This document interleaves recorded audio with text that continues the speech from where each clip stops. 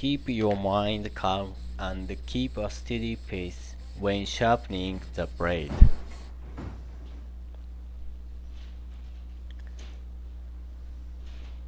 These are very bad examples.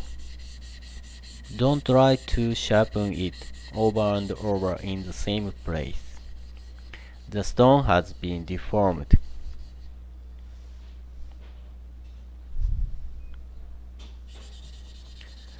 Don't hurry to sharpen it. The blade is not stable.